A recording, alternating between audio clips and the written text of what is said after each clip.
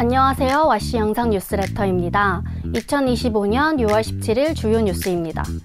국내 정치 주요 뉴스입니다. 이재명 대통령이 G7 참석을 위해 캐나다에 도착했습니다. 호주 총리를 비롯해 정상회담을 진행 중이라고 합니다. 자세한 회담 내용은 회담이 마친 후 순차적으로 공개될 것이라고 합니다. 이번 참석은 한국의 건재함을 알리고 이재명 대통령이 국제외교 무대에 대비한다는 의의가 있다는 해석입니다. 국제정치 주요 뉴스입니다.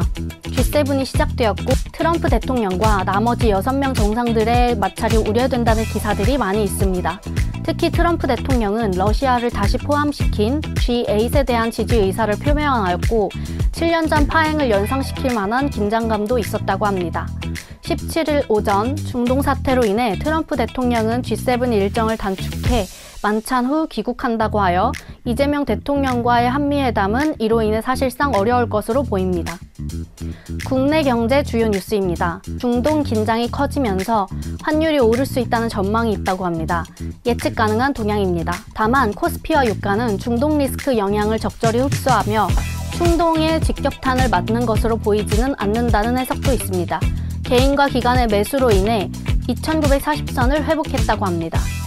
우려되는 경제 소식도 있습니다. 트럼프 대통령의 관세 정책으로 인해 가전에도 관세가 직격탄을 입으며 미국 내 가전 1, 2위였던 삼성과 LG가 소비자 가격을 인상해야 할지 고민할 정도로 좋지 않은 영향을 받을 것이 자명해 보입니다.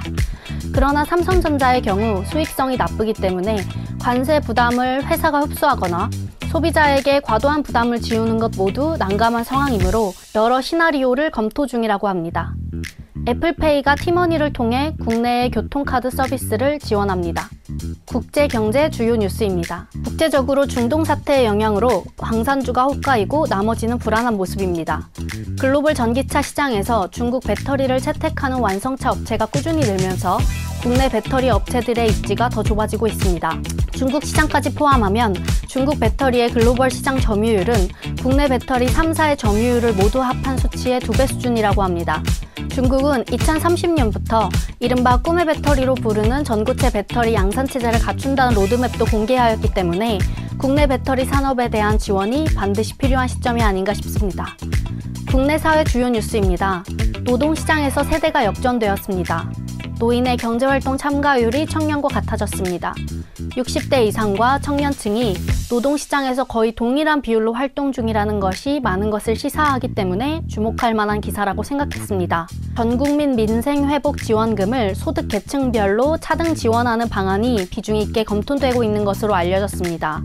빠른 소비 진작을 위해 기본적으로 국민들에게 15만 원씩 지급하고 계층별로 선별하여 차등 지급하는 것과 소득 상위 10%의 고소득자는 지급을 제외할 것인지에 대한 논의가 민주당 중심으로 활발히 이루어지고 있다는 소식입니다.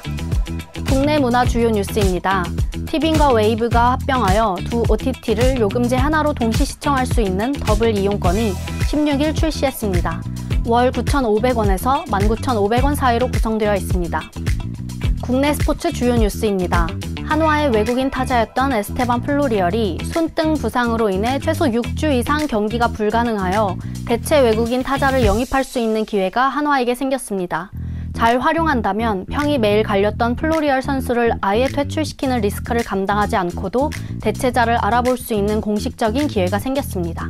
2025년 6월 17일 주요 뉴스 여기까지입니다. 감사합니다.